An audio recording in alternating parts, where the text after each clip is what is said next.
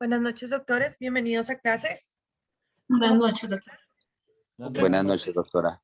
Doctora, buenas noches. Buenas noches, doctora. Doctora, buenas noches. Bueno, les Buenas tengo noches, varias Doc. noticias. Les tengo varias noticias. La primera es que, como ustedes saben, hoy terminamos clase. Entonces se nos termina el tema, se nos terminan los raticos juntos, que me los robo 2 horitas cada noche y pues lamentablemente ya se nos acabó el módulo. Ya espero hayan aprendido bastante, más lo que vamos a aprender el día de hoy, que ya es la finalización del tema. Pero antes de eso, quiero comentarles otra situación. Antes de empezar con empezar con las gozosas, vamos con las dolorosas.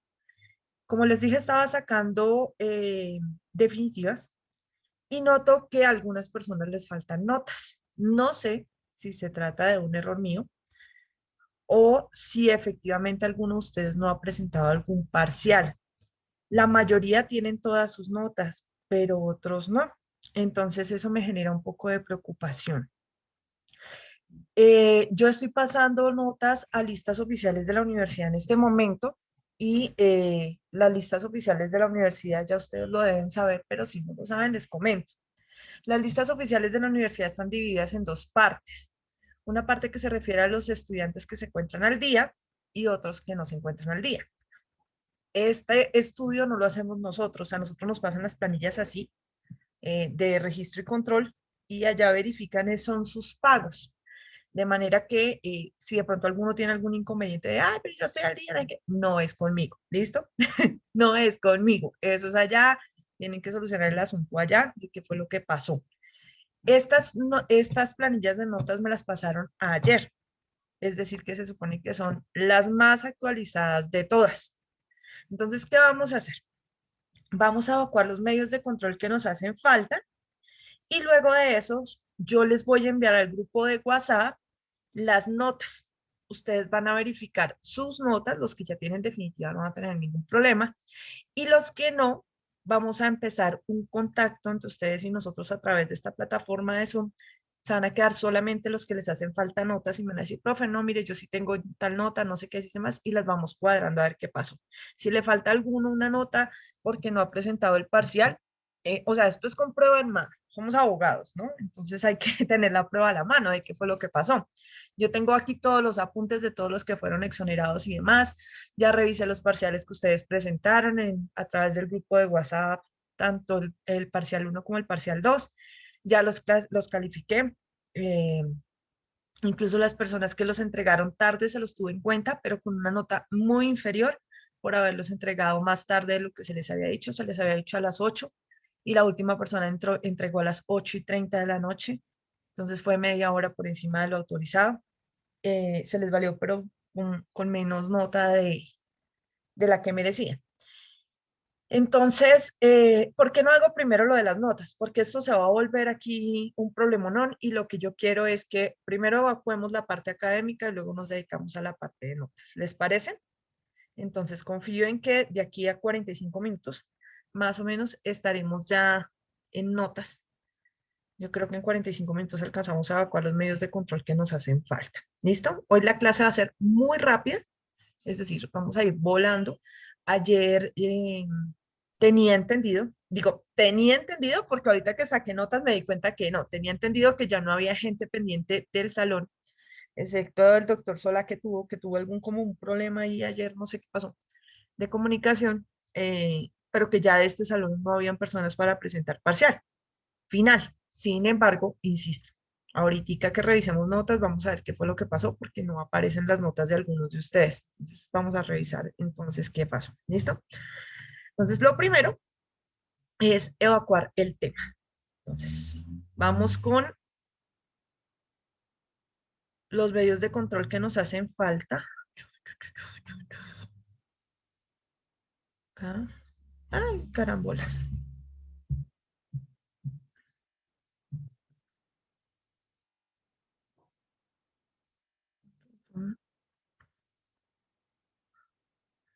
Hoy no me voy a detener tanto en la competencia, me perdonará el doctor Quintero, que fue el que muy amablemente nos pidió que completáramos los cuadros con competencia, porque es que la competencia me quita un poquito más de tiempo y no lo tenemos. Y además, como le dije en su momento, cuando me pidió por favor que incluyéramos esa división, ustedes lo van a ver en la siguiente parte de la materia, es decir, en procesal administrativo, en donde les van a enseñar todo eso. Entonces, pues, si bien alcanzamos a avanzar en una parte, pues la idea es que hoy tenemos poco tiempo y terminar lo que se refiere al cuadro como tal frente a las generalidades de los medios de control que nos hacían falta. Yo les había pedido, creo que ayer quedamos hasta repetición, ¿no es cierto? Hasta medio de control de repetición. Me corrigen si me equivoco. Creo que lo vimos. Sí, señora. Sí, señora. Listo. Entonces vamos a ver hoy desde pérdida de investidura en adelante. ¿Sí? De pérdida de investidura en adelante. Entonces comencemos. Ustedes ya saben lo que dice aquí cada uno de los ítems. Avancemos por acá. Entonces comencemos con pérdida de investidura.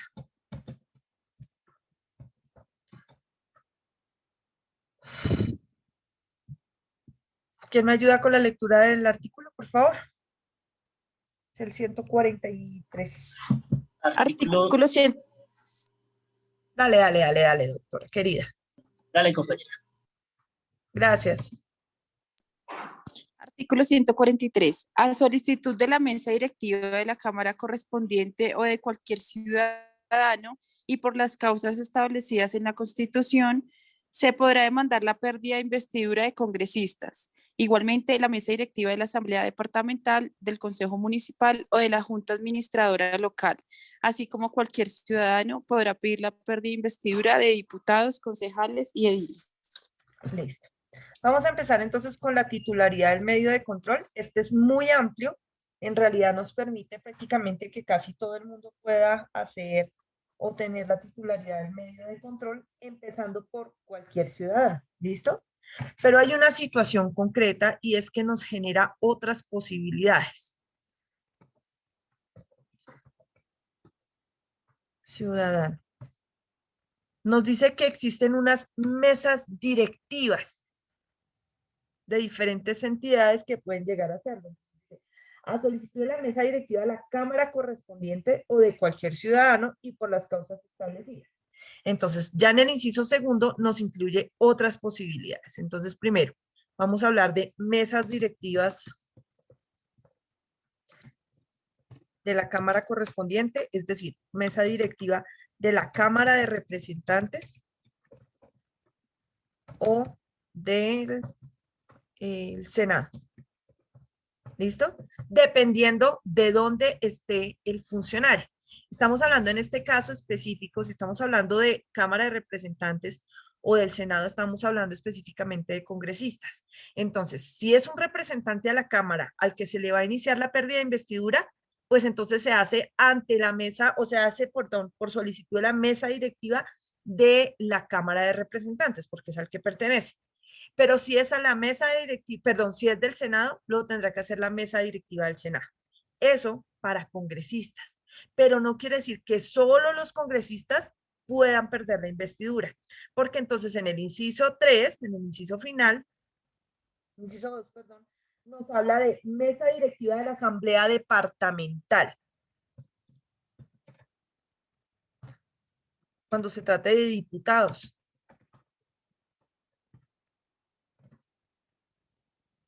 Mesa directiva del Consejo Municipal.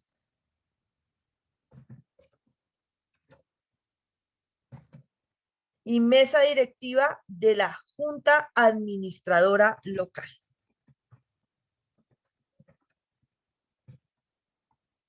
¿Por qué? Porque podemos intentar la pérdida de investidura, ya sea de congresistas, congresistas en cualquier orden, Cámara de Representantes o Senado, diputados, concejales y ediles. Cualquiera de ellos se puede solicitar la pérdida de investidura. Nos dice que, ¿por qué procede? Es decir, cuáles son las causales de procedencia, y nos dice que son las establecidas en la Constitución. Pero ¿cuáles específicamente? Son las llamadas inhabilidades e incompatibilidades, el régimen de inhabilidades e incompatibilidades fijado en la Constitución.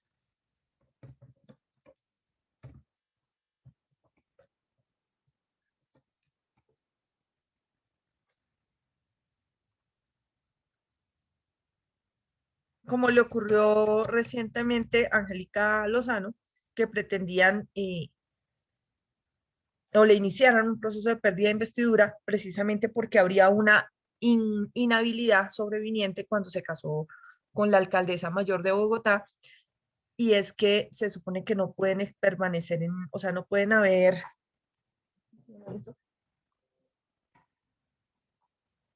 consanguinidades entre miembros de cuerpos de carácter público, y entonces, ni afinidades, ¿no?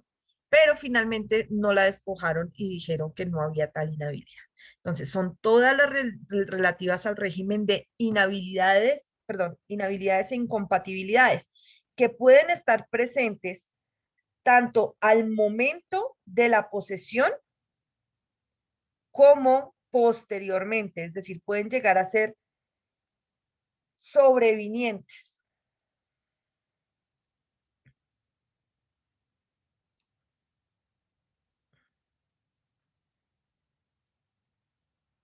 Permítame un segundo.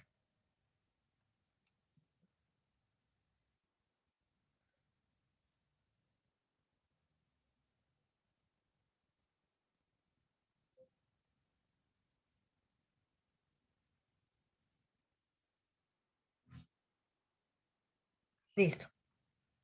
Entonces, hay un régimen de inhabilidades e incompatibilidades fijado en la Constitución a través del artículo 183 de la Constitución Política, si no me equivoco, si de pronto la tienen por ahí a la mano, pero es que ese nos señala que específicamente es para congresistas. Entonces vamos a ver cuáles aplican para congresistas, cuáles para concejales, cuáles para diputados y cuáles para ediles. ¿Alguien tiene el 183 de la Constitución por ahí a la mano? Sí, buenas noches, doctor. Por acá la tengo. Buenas noches, gracias. Causales de pérdida de la investidura de congresistas. Artículo 183. Los congresistas perderán su investidura. Primero, por violación del régimen de inhabilidades e incompatibilidades o del régimen de conflicto de intereses. Segundo, por la inasistencia en un periodo de sesiones a 6 reuniones plenarias en las que se voten proyectos de acto legislativo, de ley o mociones de censura. Tercero, por no tomar posesión del cargo dentro de los 8 días siguientes a la fecha de instalación de las cámaras o a la fecha en que fueren llamados a posesionarse. Cuarto, por indebida destinación de dineros públicos. Quinto, por tráfico de influencias debidamente comprobado.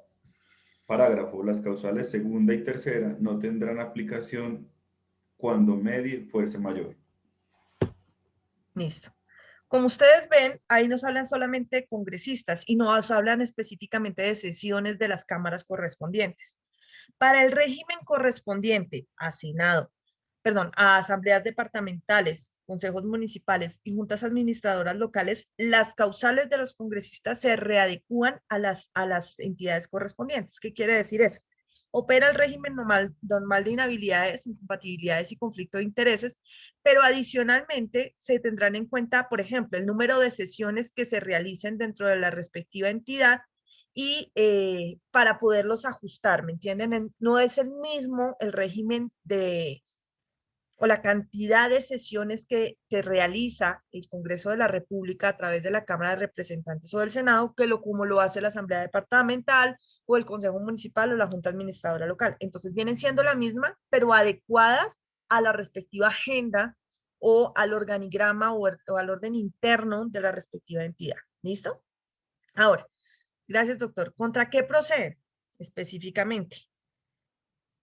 Proceden contra actos administrativos de carácter particular y concreto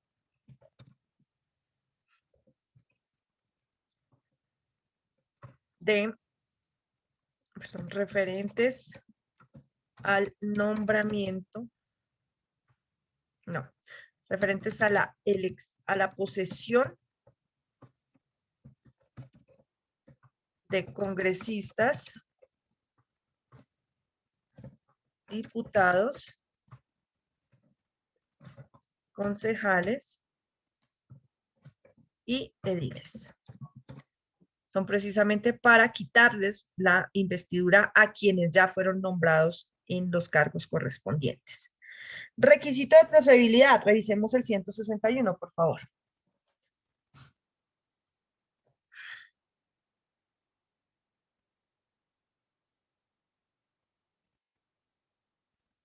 Para la pérdida de investidura, revisen rápidamente si existe alguna.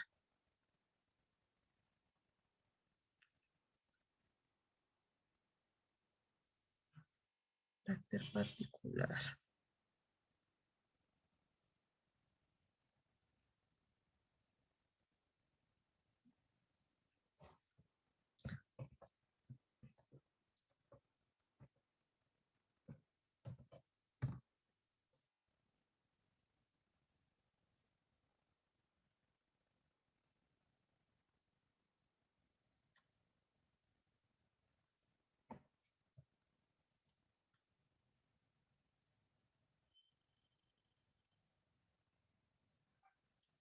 ¿Hay o no hay?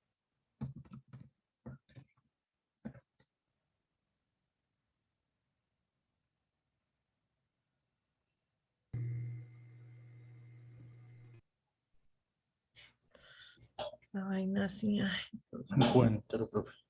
Señor, No encuentro en el momento. entonces no hay. No, no hay. No hay requisito de procedibilidad. Vamos al 164. Caducidad.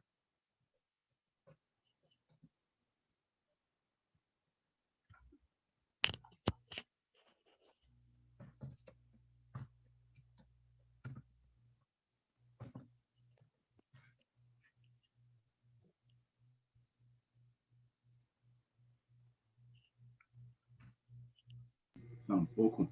Tampoco, ¿no es cierto? No hay, pero sí hay. Esa no, porque no se aplica en el mismo, porque se aplica en cualquier tiempo. Aplica en cualquier tiempo, pero ¿sabes cuál es el problema? Que yo no le puedo quitar la investidura a quien ya no la tiene. Entonces, si bien es cierto no hay,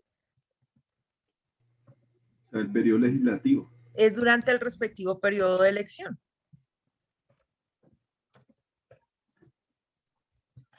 Si fue elegido como congresista, si fue elegido como concejal, si fue elegido como diputado o edil, tiene que, para podérsele despojar de la investidura, tiene que estar en ejercicio del cargo. De lo contrario, no.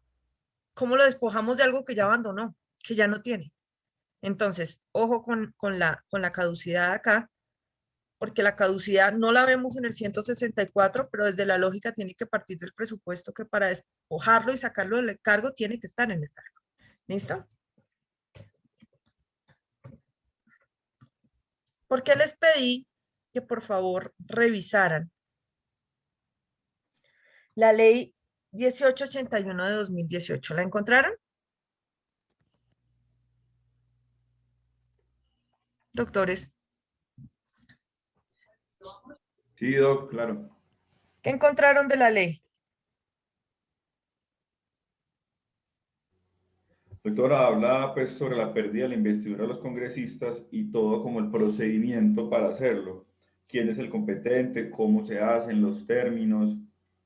¿Cómo se presenta efectivamente la demanda, la recepción de la misma? ¿Cuáles recursos admite?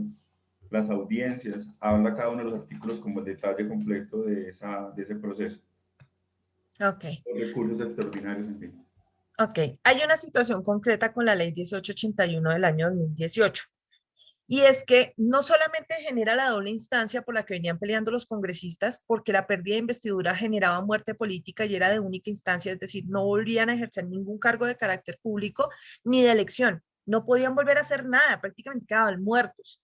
Entonces ellos siempre habían peleado la doble instancia y desde el 2018 se les dio por fin a través de esta ley. Pero hay otra novedad en esta ley, y es que en el artículo 6 de la ley nos modifica la caducidad. porque dice, ojo, la caducidad tiene que intentarse durante los 5 años siguientes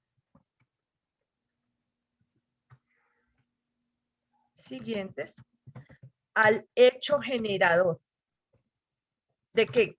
Pues de la pérdida de investidura, ya sea a el régimen de la violación al régimen de inhabilidades e incompatibilidades o al conflicto de intereses. Entonces, miren el el artículo 6 dice, la demanda, estamos hablando de la ley 1881-2018 por la cual se establece el procedimiento de pérdida de la investidura de los congresistas, se consagra la doble instancia, el término de caducidad, entre otras disposiciones, y dice, la demanda deberá presentarse dentro del término de 5 años contados a partir del día siguiente al de la ocurrencia del hecho generador de la causal de pérdida de investidura, so pena de que opere la caducidad. ¿Ves? Es decir, esta ley, la ley 1881-2018, introdujo un término de caducidad. Insisto, a través de la aplicación del CEPACA, específicamente del 164, no aparece término de caducidad. Nosotros veníamos aplicando durante el periodo de elección. Pero ¿qué nos está diciendo ahorita? Que incluso por fuera del periodo de elección se puede, pero tiene que ser durante los 5 años siguientes, entonces quedamos acá, durante los 5 años siguientes al hecho generador. Durante los 5 años contados a partir del día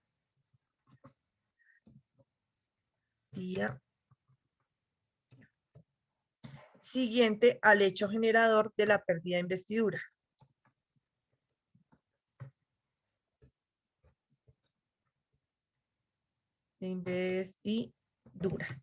Esto según el artículo 6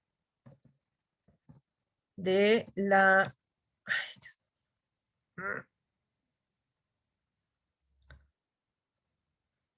Según el artículo 6 de la ley 1881 de 2018,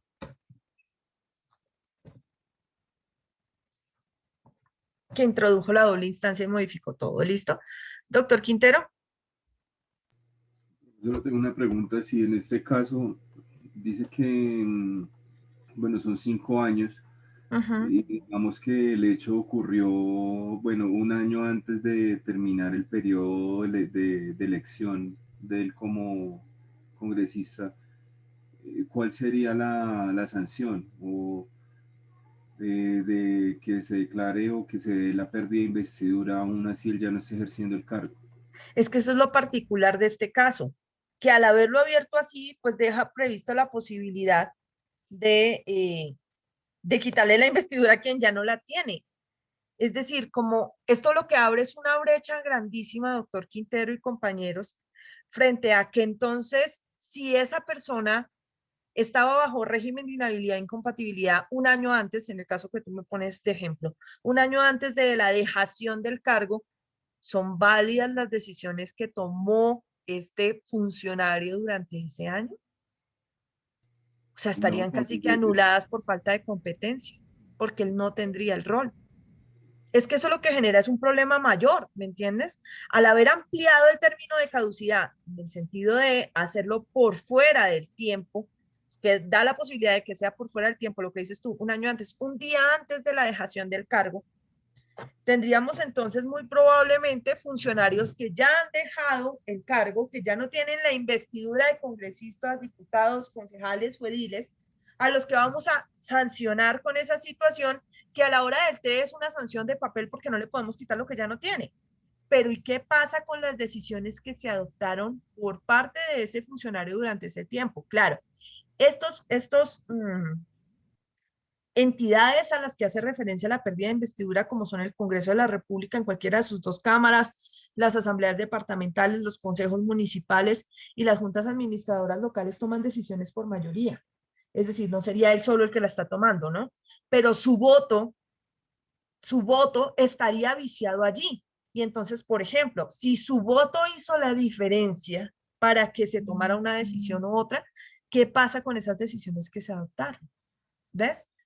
Genera un problema mucho mayor porque entonces nos tocaría intentar nulidad después de cada una de esas decisiones adoptadas, que muy posiblemente incluso sean tan graves como planes de reordenamiento de los departamentos, de los consejos, leyes de la República aprobadas en Cámara, en Senado y demás, porque le quitamos la investidura a quien ya no la tiene y estamos viciando las decisiones que fueron adoptadas por esa persona. ¿Listo? Ese es un problema mayor. Es una muy buena pregunta, pero hasta el momento el artículo sexto de la ley 1881 no ha sido declarado inexequible por la Corte Constitucional. De hecho, ni siquiera lo han demandado. Entonces, está ahí haciéndonos daño y generando este vacío de carácter jurídico que no sabemos en qué va a terminar. Doctor Zambrano. Profe, muy buenas noches, ¿cómo está? Buenas noches, doctor. Profe, una pregunta. Bueno, más que pregunta es como una duda. En el caso, y no quiero pues herir susceptibilidades dentro de la clase, ¿no? En el caso del excongresista Álvaro Uribe, que él renunció para que la Corte Suprema no lo siguiera investigando, porque como iba al proceso, tal vez iba a perder la investidura de senador. Él renunció. Y en unas próximas elecciones se puede postular, así haya renunciado. Sí, claro, porque es que eso no genera incompatibilidad ni inhabilidad. Lo que genera incompatibilidad e inhabilidad son específicamente las situaciones que nos leyeron del 183, que en ninguno de los casos aparece la renuncia. Se puede establecer eventualmente la doble militancia, que no creo que eso le llegue a pasar a Álvaro Uribe Vélez. O el conflicto de intereses. Y si vuelve, profe, y si vuelve entonces a ser elegido, ¿se le puede volver a reabrir el expediente que venía de investigación por eso de los testigos y todo con la Corte Suprema nuevamente? No, ¿O ya prácticamente? hay efecto de cosa juzgada constitucional. Entonces, ¿qué pasa? La Corte Suprema de Justicia, cuando el excongresista Álvaro Uribe renuncia a su fuero, la Corte Suprema de Justicia ya no puede investigarlo, porque tenía la posibilidad a través de la ley quinta, que la ley quinta es la que genera el fuero especial para los altos funcionarios de carácter estatal para ser acusados por la Corte, perdón, acusados por la Comisión de Acusaciones de la Cámara de Representantes y enjuiciados por parte de la Corte Suprema de Justicia en lo que se refiere a conductas de carácter delictual o presuntas conductas de carácter delictual. A él renunciar al fuero y adicionalmente, como al parecer los hechos se habrían dado cuando él aún no era congresista, los hechos objetos de investigación, es por lo que adquiere competencia la Fiscalía General de la Nación como ente investigador y no la Corte Suprema de Justicia, que es lo que le genera la excepción a la ley quinta. Y entonces la Fiscalía General de la Nación inicia el proceso en la vía ordinaria y en la vía ordinaria, ¿qué termina haciendo? Pues que están solicitando la preclusión y la preclusión tiene efectos de cosa juzgada constitucional, perdón, de cosa juzgada definitiva. Eso quiere decir que por los mismos hechos ya no podrá investigarse al congresista ni podrá emitirse una decisión diferente. Si es que le llegan a precluir la investigación, ¿no? Pues porque hasta ahorita está la sustentación de la solicitud de preclusión, pero no se ha decidido por parte del juez correspondiente si va a precluir como la fiscalía lo está solicitando o si va a decir que se continúe en acusación hasta llegar a juicio. Habrá que esperar qué ocurre. Pero que él vuelva a ser nombrado y volvamos a investigarlo por lo mismo, no, eso no va a pasar. O sea, eso no brinca de aquí para allá, ¿me entiendes? Hasta que no decidan la preclusión, que obviamente lo van a hacer antes de que él se vuelva a presentar a cualquier cargo de elección popular. Él no tiene ningún problema para volverse a postular a un cargo de elección popular. Doctor Quintero. Profesora, tengo otra pregunta en cuanto a esta caducidad de la pérdida de la investidura. Y es si dentro de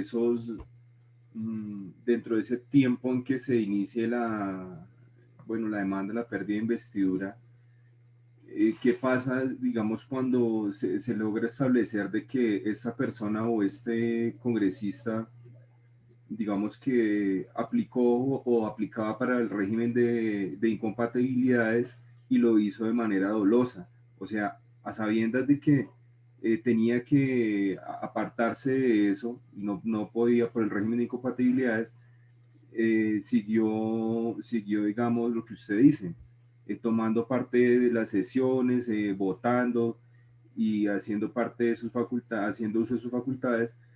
¿Qué pasa con la responsabilidad disciplinaria? O sea, por ejemplo, en este caso, ¿qué? ¿O solamente ya lo que usted dice de papel o la Procuraduría no podría iniciar el procurador? Lo que pasa es que el régimen de pérdida de investidura es una sanción de carácter disciplinario, por decirlo así, más que otra cosa. Es una sanción de carácter disciplinario que te aparta a ti del cargo porque prácticamente te destituyen, te terminan destituyendo y te terminan quitando de una curul específicamente que tú habrías ganado a través de voto popular. Eso es la sanción como tal de salir del cargo, pero nunca ha sido muy claro con qué pasa con esas situaciones concretas de las votaciones que se hicieron en esos casos.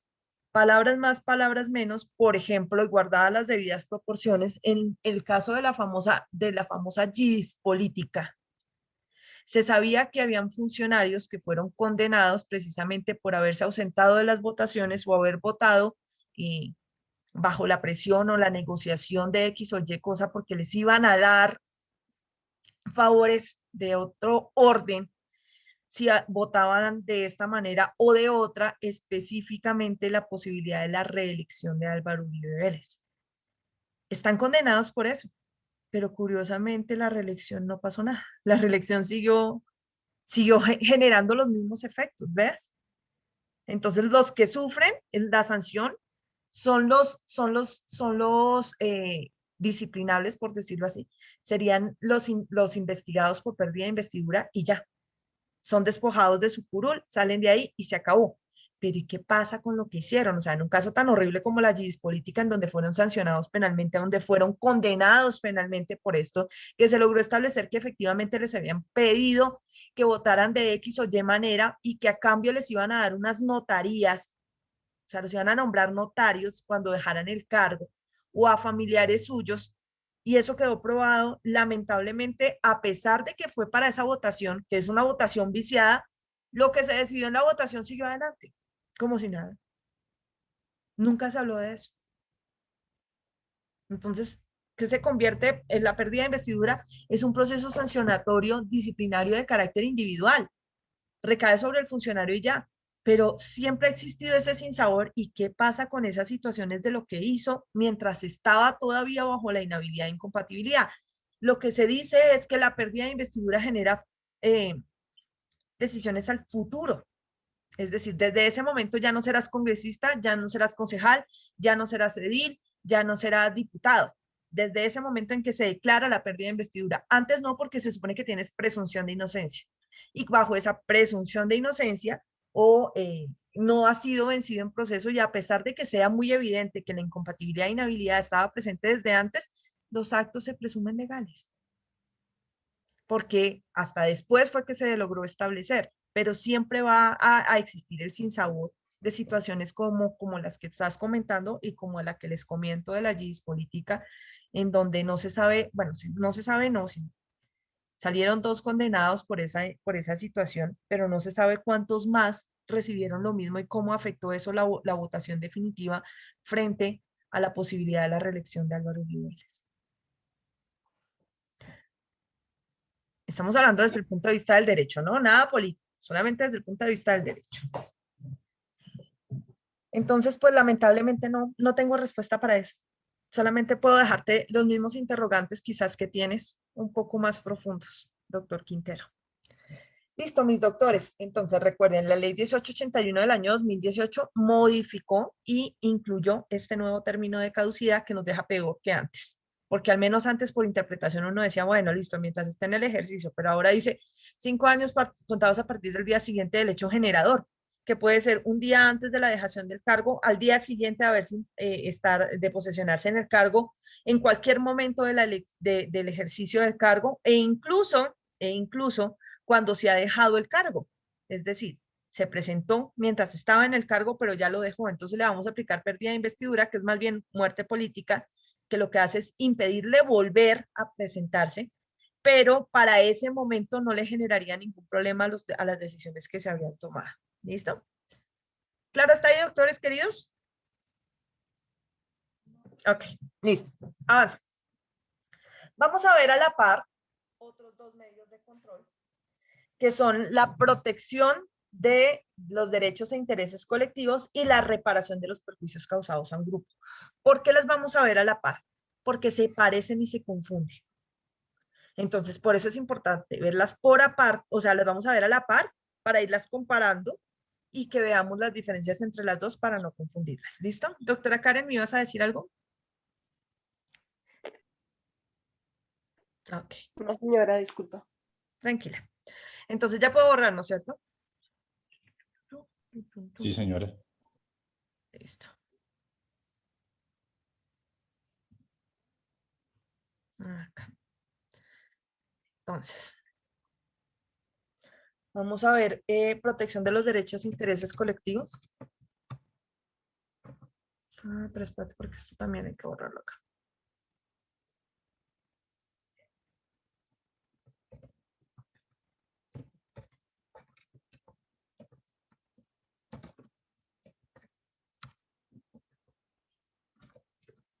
Artículo 144 del CEPACA.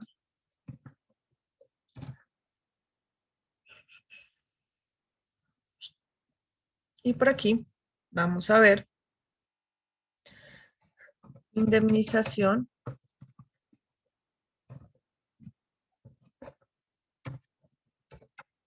de los perjuicios causados a un grupo.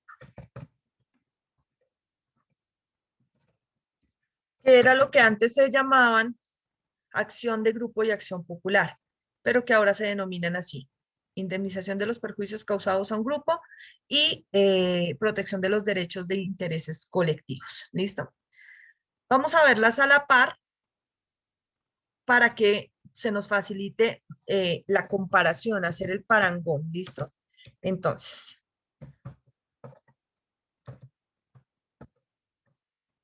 vamos con el 144. Mi doctora Olguita, ¿me regalas el 144, por favor?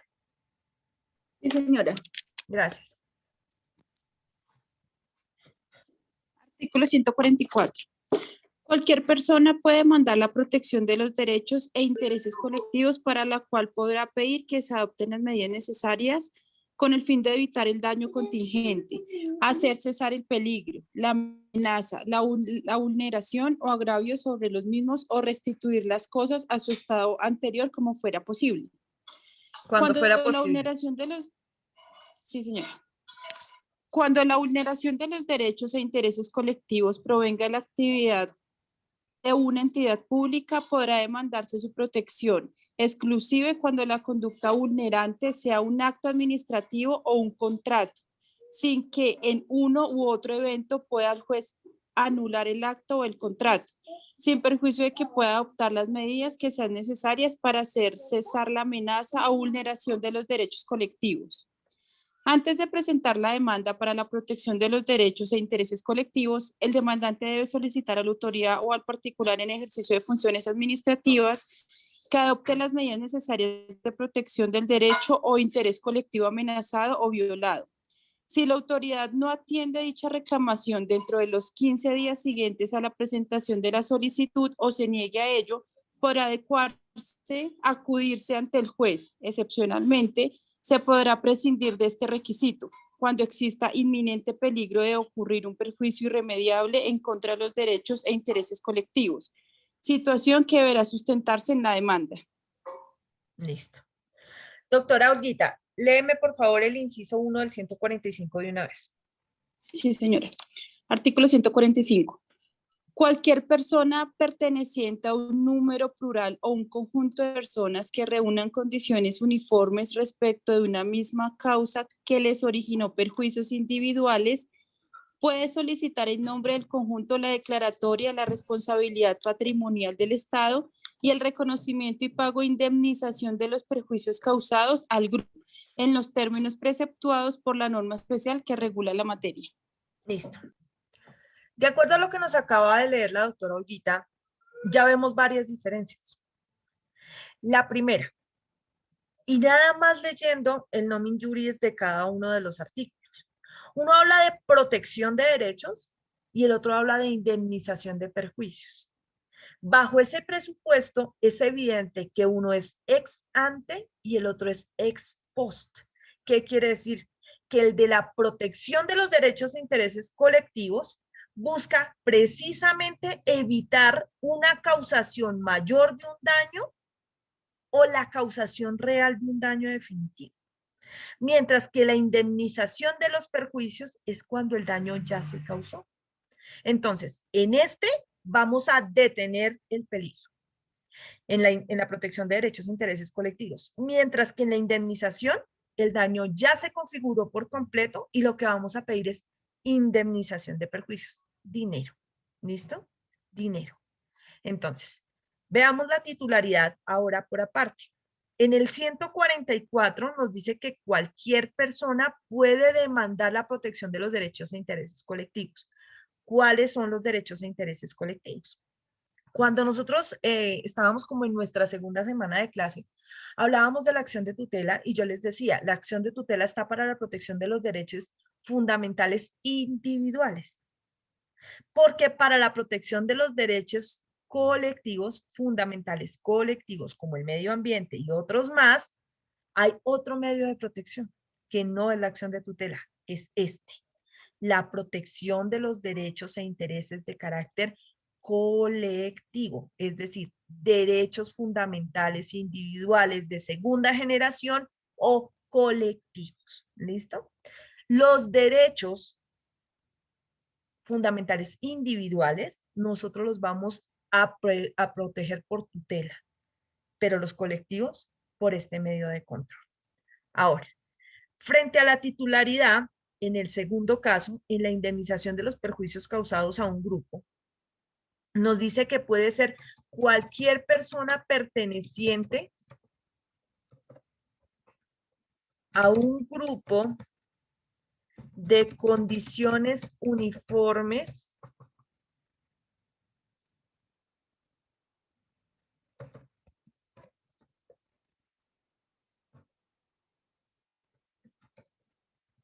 que tengan en común un perjuicio, perdón, un daño causado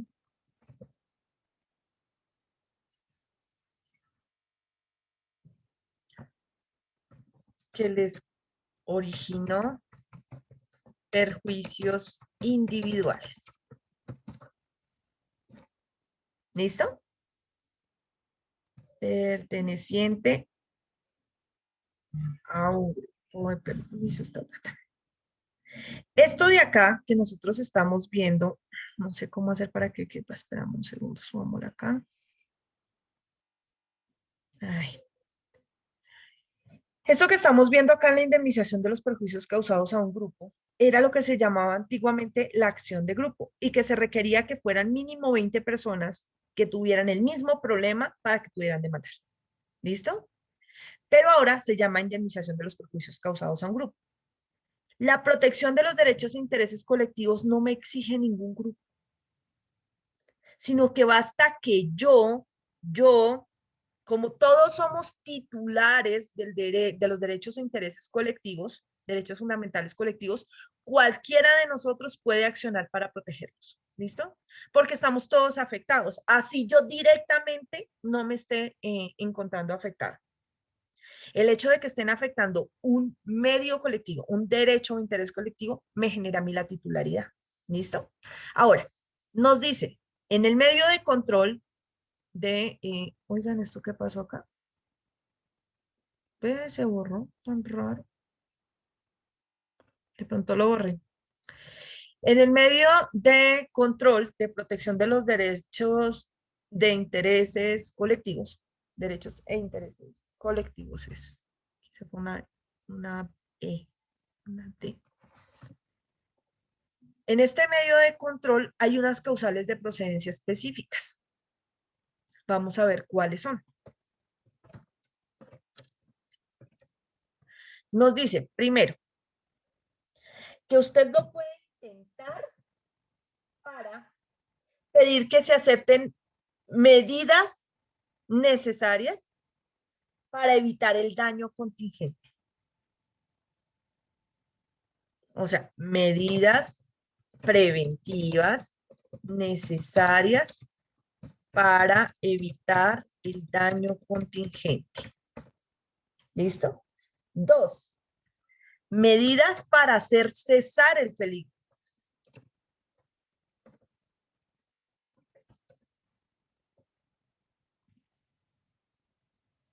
La amenaza,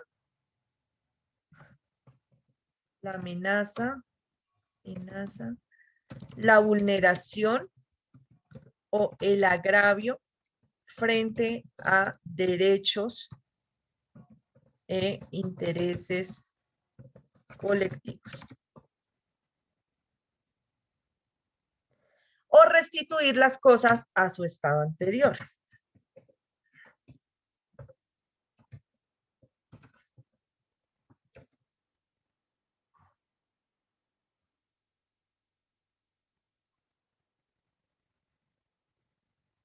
No sé, no, creo que no nos va a caber. ¿Cómo hacemos?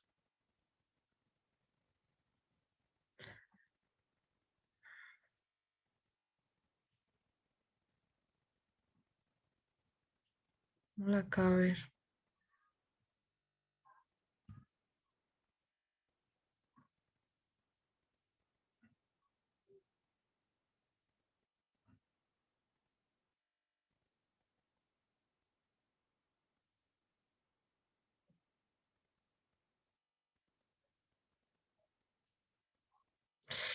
Es casi imposible hacer la caber. Ay, dejémosla así. ¿Listo? Entonces, ¿qué pasa? ¿Contra qué procede este primer acto? Perdón, este medio de control. Y acá es donde se generan las confusiones. Y nos dice que procede contra cualquier hecho u operación. Lo que pasa es que no la vemos ahí.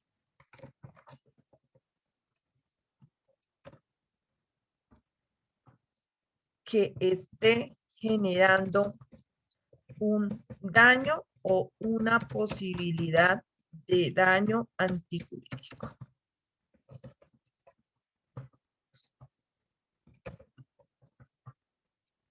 Y entonces, frente a hechos u operaciones de carácter administrativo, el juez administrativo podrá tomar estas medidas de prevención. Pero existe otra posibilidad, y es que el daño o la posibilidad de daño no esté generada en un hecho o una operación, sino en un acto administrativo o un contrato estatal. Y entonces dice, segunda posibilidad, que esté contra un acto administrativo o un contrato estatal que generen amenaza o daño. Ojo, cuando nos hablan del daño, es posible que aquí haya un daño, pero no es tan grave porque es posible que lo volvamos a su estado anterior. Lo que están diciendo es, mire, ya empezó el daño, deténgase ahora antes de que esto se vuelva más grave. ¿Qué es lo que pasa con los actos administrativos o contratos de carácter estatal? Cuando estos actos administrativos o contratos de carácter estatal están generando problemas o amenazas a los intereses colectivos, el juez administrativo puede hacer todo lo que quiera para detener el daño, pero lo que no puede hacer jamás es decretar la nulidad del contrato, ni del acto administrativo, porque para eso hay otros medios de control. Y ustedes ya los vieron conmigo, que vieron nulidad de carácter general, nulidad con restablecimiento del derecho o eventualmente controversias contractuales. ¿Ven? Pero no puede hacerlo por sede de protección de derechos e intereses colectivos, entrar a anular un contrato o un acto administrativo. Lo que puede tener es sus efectos, suspender temporalmente el contrato, eso sí lo puede hacer, o suspender los efectos la ejecutoria del acto administrativo, sí lo puede hacer, pero lo que no puede hacer es generar nulidad absoluta ni de contratos ni de actos administrativos. ¿Listo? ¿Hasta aquí ok, chicuelos? Listo. Sí, señora. Sí, señora. Ahora, tenemos un problema aquí porque no nos cabe. En las causales causales de procedencia de la reparación de los perjuicios, vamos a un grupo que es el 145, nos dice que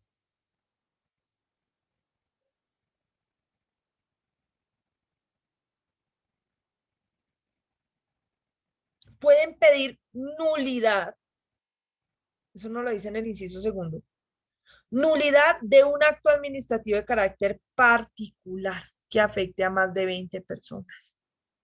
Doctora Olguita, hazme un favor, léete el inciso 2. Sí, señora. Un acto administrativo de carácter particular afecte a 20 o más personas individualmente determinadas, podrá solicitarse su nulidad si es necesaria para determinar la responsabilidad siempre que algún integrante del grupo hubiera agotado el recurso administrativo obligatorio. Listo. Entonces, ¿qué es lo que pasa? En las causales de procedencia, ay Dios, ¿cómo le hacemos? Cambiamos esto de color acá.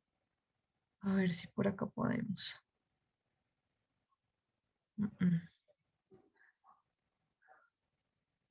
Ahí sí se dejó.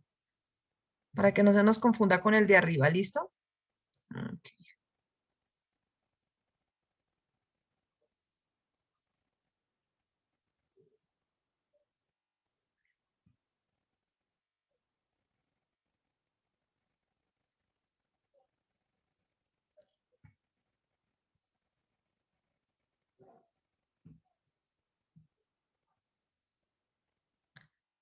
En este caso de acá, nos dice que las causales de procedencia obedecen a dos situaciones concretas. La primera, que ya se configuró un daño. Ay, ¿dónde está aquí? Se configuró un daño a un grupo de personas.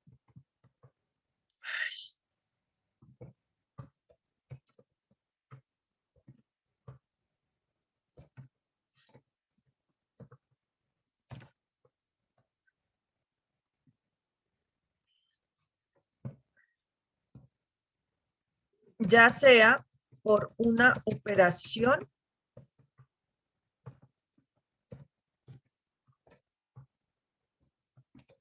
o un hecho administrativo. Un hecho administrativo, una operación, un hecho, o un acto administrativo también se puede acá.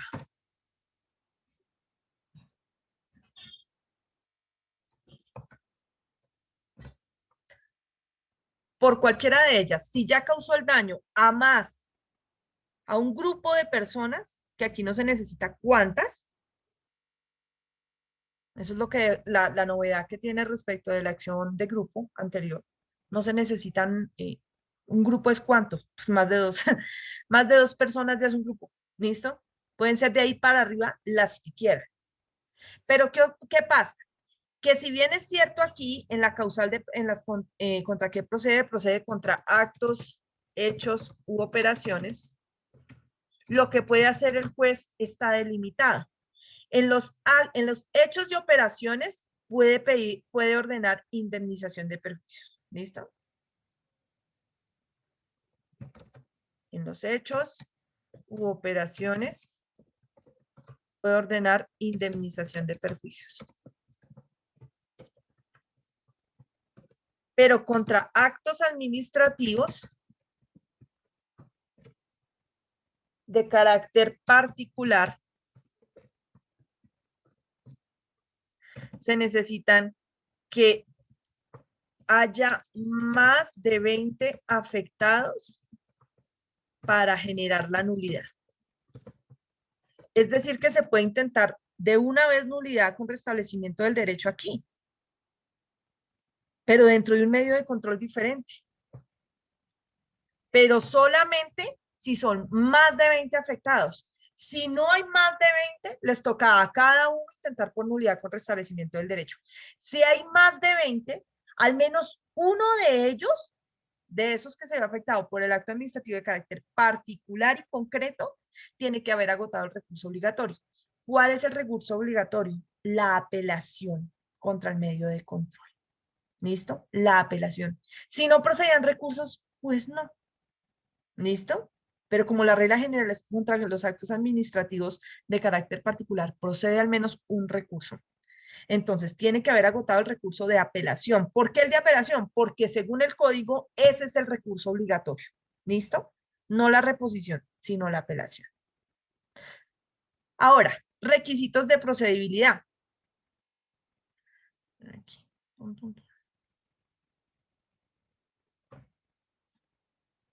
En requisitos de procedibilidad para el medio de control de los derechos e intereses colectivos tenemos un requisito muy especial y es que tiene que hacerse un requerimiento previo a la entidad o autoridad que está causando el daño o el peligro del daño para pedirle que cese su actividad. Es decir, hay que presentarle un derecho de petición antes a la entidad, antes de ocurrir la protección de los derechos e intereses colectivos. Y pedirle, por favor, por favorcito, que detenga el riesgo a los intereses colectivos. Si pasados 15 días la entidad no ha dado respuesta, ya la persona correspondiente puede iniciar el medio de control. ¿Listo? Esa es una. Pero ¿qué pasa? Yo me puedo saltar ese requisito de procedibilidad cuando el riesgo es inminente. Es decir, yo puedo acudir de una vez al medio de control si el riesgo es demasiado y no alcanzo a esperar los 15 días. Tendré que demostrarle al juez por qué razón no alcanzo a esperar los 15 días. ¿Listo? Al momento de presentar el medio de control. Entonces, permítame en un segundo, ya arreglo el cuadro. Lo que vamos a hacer es lo siguiente. Yo voy a bajar aquí, voy a ir subiendo para que ustedes les alcance el espacio. Y luego tomamos fotos por separado para que no se confundan.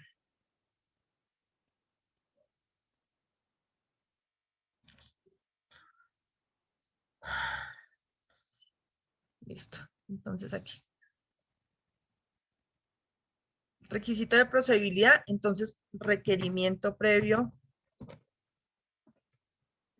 a la autoridad para hacer cesar el peligro o amenaza, excepto cuando es urgente la intervención. Se puede saltar el requisito.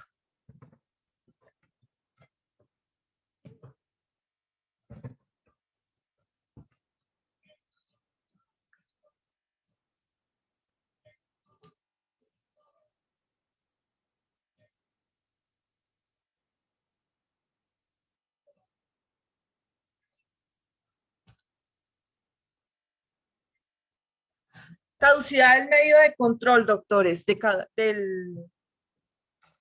la protección de los derechos e intereses colectivos. 164, por favor.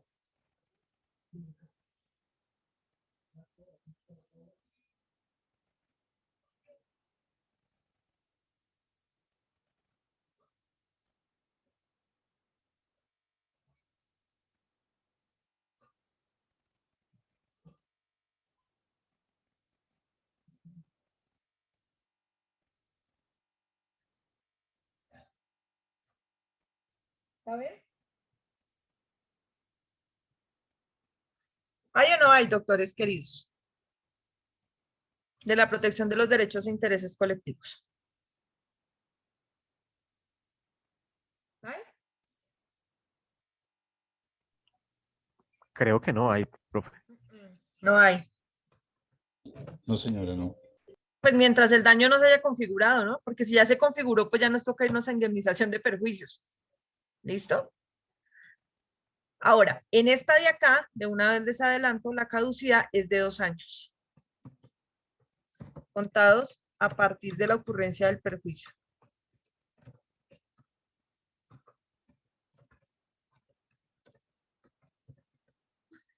O de 4 meses cuando se trate de intentar nulidad del acto administrativo particular. Entonces hasta aquí va en negro. No me deja aquí. Eso lo van a encontrar en el Esta la encuentran en el literal El H. H. Cuando se pretenda la declaratoria de responsabilidad y el reconocimiento y pago de indemnización de los perjuicios causados a un grupo, la demanda deberá promoverse dentro de los 2 años siguientes a la fecha en que se causó el daño. Sin embargo, si el daño causado al grupo proviene de un acto administrativo y se pretende la nulidad del mismo, la demanda con tal solicitud deberá presentarse dentro del término de 4 meses contados a partir del día siguiente de la comunicación, notificación, ejecución y publicación del acto administrativo. ¿Listo? Requisito de procedibilidad en la indemnización, perdón, en la indemnización de los perjuicios causados a un grupo. 161.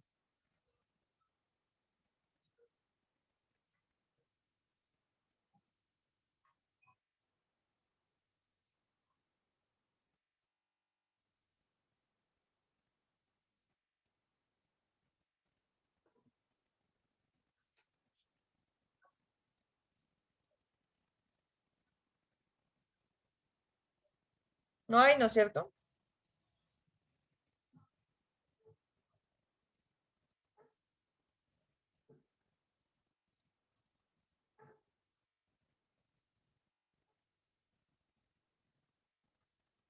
No hay. En este aquí no hay.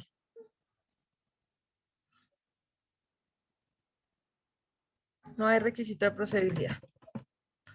¿Listo? Entonces, vean que son completamente diferentes. En esta de acá, en la del 145, vamos a indemnizar perjuicios que ya se causaron. En la otra estamos tomando medidas de carácter preventivo para evitar que el daño sea peor. ¿Listo? Y miren que, curiosamente, en la protección de los derechos e intereses colectivos, solamente procede contra hechos u operaciones de carácter administrativo, mientras que en la indemnización de perjuicios causados a un grupo puede venir incluso de actos de carácter administrativo y existe la posibilidad de generar nulidad. Mientras que en la protección de los derechos e intereses colectivos, si bien puede venir incluso de un contrato estatal o un acto administrativo, no se puede generar nulidad, mientras que en el otro sí. ¿Listo? ¿Qué vamos a hacer entonces? Bajo esto para que puedan tomar la foto. Y luego elimino lo de arriba, ¿les parece? Y con eso la pueden ver más fácil. A ver.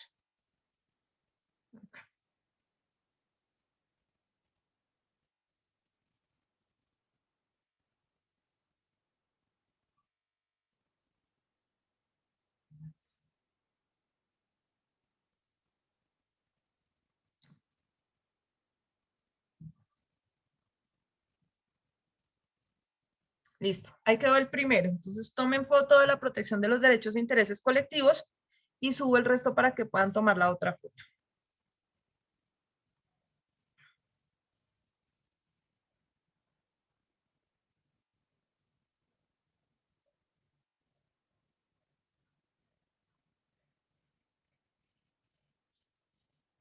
¿Listo?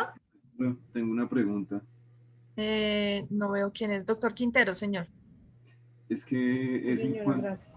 ahorita que usted habló del requisito de procedibilidad, yo estaba mirando el artículo, no sé si es de interpretación, pero entonces aquí dice que la protección de los derechos e intereses colectivos dice que cualquier persona puede demandar la protección, pero entonces en el segundo inciso dice que cuando la vulneración de los derechos e intereses colectivos provenga de una entidad pública o de la actividad de una entidad pública. O sea, eso quiere decir que también procede cuando ese agravio, cuando eso viene de un tercero que no sea una entidad del Estado. Ahora revisamos con calma lo que me dices. Porque aquí en el cuadro yo que dice contra qué procede, entonces dice que solamente hecho u operación administrativa. Pero entonces ahorita cuando usted habló del requisito de procedibilidad, entonces yo me preguntaba qué ocurre de pronto entonces cuando, o sea, el segundo inciso del 144 dice que cuando la vulneración de los derechos e intereses colectivos provenga de una actividad. Entonces eso me da a entender de que la acción se podría también iniciar cuando la amenaza venga de un tercero que no sea el Estado. O sea, bueno, una persona desconocida, un grupo armado en particular. Eso pareciera, doctor, pero cuando tú ves el inciso tercero te lo aclara. Dice, antes de presentar la demanda para la protección de los derechos e intereses colectivos, el demandante deberá solicitar a la autoridad o al particular en ejercicio de funciones públicas, de funciones administrativas, que adopte las medidas necesarias de protección del derecho o interés colectivo. Es decir, nos está diciendo que la amenaza puede venir de entidades de carácter público o de particulares en ejercicio de funciones públicas. ¿Ves? No es un particular cualquiera, es un particular en ejercicio de funciones públicas, porque no podríamos aplicarle derecho administrativo a un particular normal. Ahí tendríamos que iniciar una acción de carácter civil, indemnizatoria de responsabilidad civil extracontractual contra un particular normal. ¿Listo? Pero cuando se trate de un particular en ejercicio de funciones públicas, sí procede el medio de conteo. ¿Está claro, doctor Quintero? Ya, profe, gracias. Sí. Ok. Entonces borro aquí y le subo el resto para que puedan ustedes tomar la otra foto.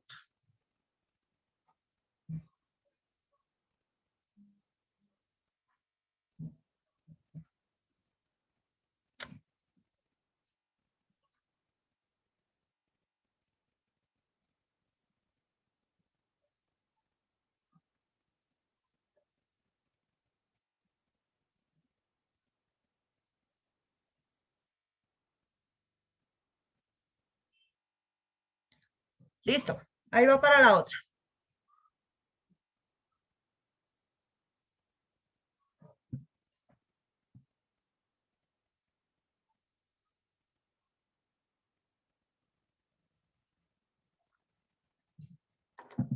¿Listo, doctores?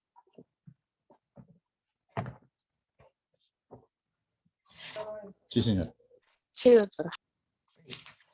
Estamos en el 144. 145, perdón.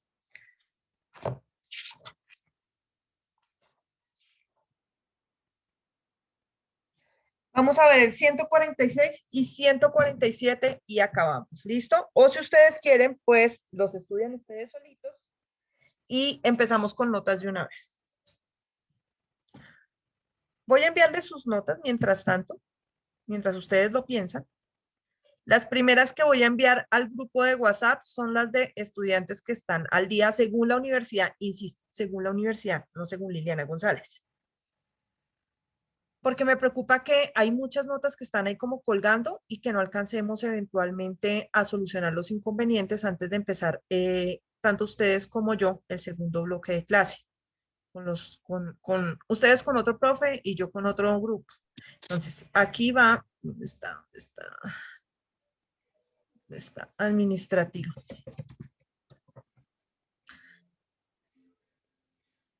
Control V. Entonces, esta es la de los estudiantes que se supone están al día. Ah, pero no quedó completa, espérame. Ya que esa no quedó completa. No sé por qué.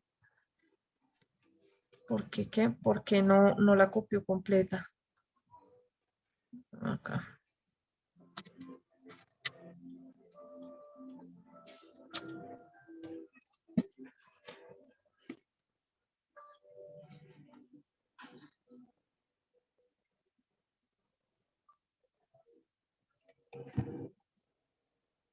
Ay, Dios mío, esta cosa así. Es que teniendo abierto el Zoom, es un poquito más enredado. Ya, acá. No, la copié incompleta. Va a tocar enviarles el archivo completo porque no la muestra total. Y ustedes lo revisan, por favor. Recuerden, más abajo, en el mismo archivo, aparece estudiantes que no están al día. Y entonces ustedes ahí van a ver las notas. Les pido, por favor, que solamente se queden eventualmente en clase para reclamaciones las personas que efectivamente no les aparece alguna nota y que